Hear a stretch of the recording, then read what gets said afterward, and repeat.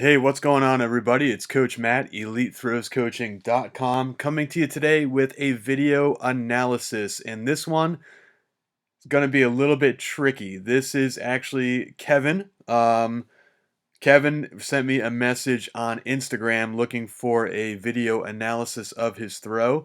This was an international meet. This was in Australia, I believe. I don't have the actual email or the actual DM in front of me right now. But because of that, the video had to be shot from pretty far away. So that's why this probably is not going to be the highest quality video, but Kevin is a very good thrower. Kevin is, one of the better throwers for his age group who's out there. And basically what he's saying is that actually let me pull up the DM real quick. So it says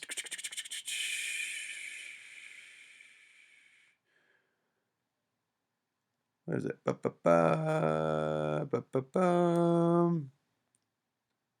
All right, trip to Australia for a trek, and I competed with I think it was the 6 kilo shot. Analyze the video, IAAF rules. So the video was taken from some distance.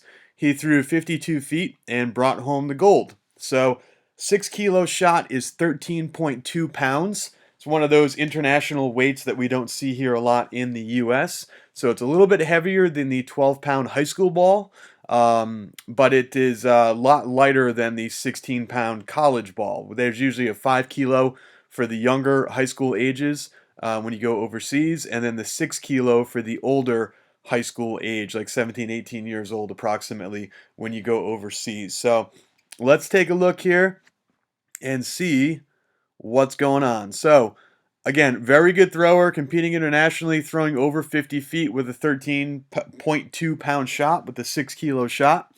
So we're going to start to see really good form, really good technique in most of this throw. So let's go through a lot of the good. So you can see here, we have got a long blocking arm. You can see right here, comes the giant cursor, long blocking arm right there. Nice and long and low and relaxed. You can see a good job unseating. So you can see how, if you watch his blue shorts and his head, when he starts to move, see how it's the weight is shifting back. So the weight is shifting backwards before his glide. Now you can see in this video that he is pushing off the heel as well. The heel is the last part of the foot right there. See that little heel kind of, or the toes popping up off the circle, pushing through the heel. The heel is the last thing to touch the circle. Still keeping that left arm long. See how that left arm stays back. He's not using, I should say left arm. He's left-handed. The blocking arm stays back. So he's not using that blocking arm to assist him in any way getting through the circle. He's doing a good job of keeping it back, keeping his head back, keeping his chest back, getting good separation. Left foot, his power foot, is touching down in the circle right here. It's tough to see when that blocking foot comes down, but the blocking foot comes down, it looks like, if you take a look here, right on the side of the official's leg, it's down on the ground right here. That shadow kind of disappears, maybe there. Boom. And from there we have a nice long blocking arm. See how he slaps the giant? That's what a lot of people say, slap the giant. And we got a nice big extension, armpit over the toe board, when that shot comes out of his hand. So a lot of the really big steps, the things that I look for when I first take a look at somebody, a thrower for the first time, that's what I look at. I look at, are they keeping their blocking arm back? Are they shifting and kind of gliding through the circle, or are they jumping through the circle? Where is the power foot in relation to the middle of the circle? Are they getting good extension out the front? Are they keeping the blocking arm back? Are they keeping their weight back? Are they using that blocking arm at the front with that long, if you're a right-handed thrower, it's that long left arm. For a lefty, it's obviously going to be a long right arm. And all that stuff here looks pretty good. And again, he's a great thrower. He's throwing 52 plus feet with a 6 kilo shot put. That's pretty darn good. That's farther than I threw with a 12-pound shot put in high school. So that's pretty darn good. Anything over 50 is still, I think, kind of that, hey, this is a really good thrower. If you're throwing 50 feet in high school, that's a really good throw. And he's throwing, as I believe, a junior. I think he's class of 2020 as a junior in high school, someone who just finished up his junior year to be throwing the 6 kilo shot 52 feet is really, really, really good.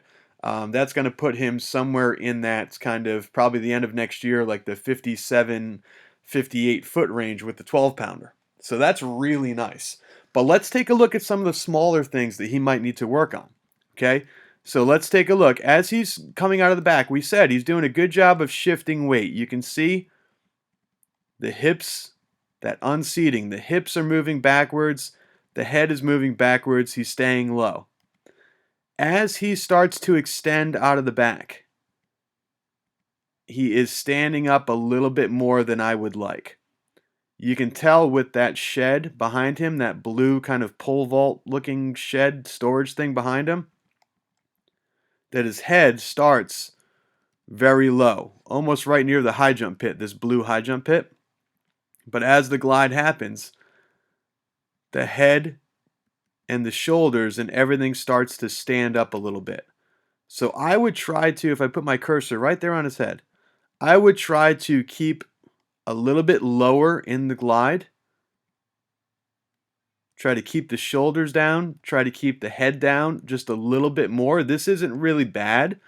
It's certainly not a really horrible position that he's in, but I would just try to exaggerate a little bit more and stay a little bit lower during that glide. So don't let that big kind of pop up in the air, that diagonal kind of jump in the air happen. Try to stay a little bit lower. I always talk about if you go to Home Depot or Lowe's or BJ's or Costco or wherever, big box store near you, imagine that you're trying to glide under one of those bottom shelves. The shelves are usually made out of plywood, but the shelf is probably about 4 feet off the ground. Try to glide under one of those shelves. Okay, you wouldn't want to glide and pick your head up and smash the back of your head on those shelves. Okay, the other thing that I'm seeing from this video is watch his right arm. Remember, that's his blocking arm. Does a great job of extension and using that right arm. But watch the block. Now at this point, his hand, which is right here, his hand and his forearm, should disappear behind this official, because he's got to pull that left arm in. I'm sorry, that right arm in. I keep getting confused because he's a lefty. Pull that right arm in. Really try to, there's a lot of different ways of saying it. They used to say kind of elbow the mugger. If there was somebody behind you that had you in a chokehold, you're going to elbow them, bring the elbow in. You're going to try to punch yourself in the shoulder. So if it's his right arm, he's going to try to punch himself in the right shoulder. But bring that arm in more to create that really solid block. You can see here there's stoppage. The right arm extends and then it stops. It's here. So there is stoppage of the right side. That right side is hitting the wall. It is stopping. But I think it can come in a little bit more. Again, is this a good position? Sure. But is it great or is it perfect? No, I think it can get a little bit better. And also, too, there's a little bit of weight shift. So let's see here. If I were to put the power foot, his left foot is down in the middle of the circle. And I'm going to put the tip of the cursor kind of right where I think his forehead is. Now let's see where,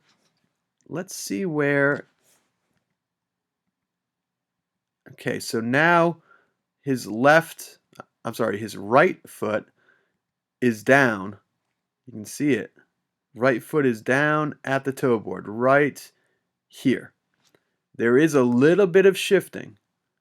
So that head has moved probably a good foot to foot and a half from when his power foot touched down in the middle to when his blocking foot touched down near the toe board. It was a little bit of shifting, a little bit. So again, three smaller things. This is what you need to look for with better throwers. You're not going to find big, huge, glaring mistakes. You're going to find small things. So I think the small things that he needs to work on here is just staying a little bit lower throughout that glide, keeping his weight back a little bit longer until his blocking foot touches down near the front of the toe board, and then using that blocking arm a little bit better, pulling that blocking arm in a little bit more before his release to really get a nice solid block. So that is what I would work on the most with this throw. I know it's probably not going to be the highest quality, highest resolution video that I've ever done because the video was taken from far away. But this is a really good thrower, going to be one of the better throwers in the U.S. this upcoming year. Probably will go to nationals, so really a higher caliber thrower that I wanted to really take a look at through this video analysis, just to show everybody that even throwers that are way over the mid 50s or that are going to be over the mid 50 foot range with the 12-pound ball still have little things that they need to improve on. And with everyone from beginner to Olympian, it's always a work in progress. You're always going to be trying to correct things. You're always going to be working on things. You're always going to be looking to improve little by little, inch by inch, to get better every single day. So keep up the good work. Let me know if you have any questions. As always, guys, if you have any questions watching this video at home, make sure to leave them in the comment section down below. And please make sure to like, share, and subscribe to this channel, and let me know if you have any questions. Thank you so much, and we will talk to you soon.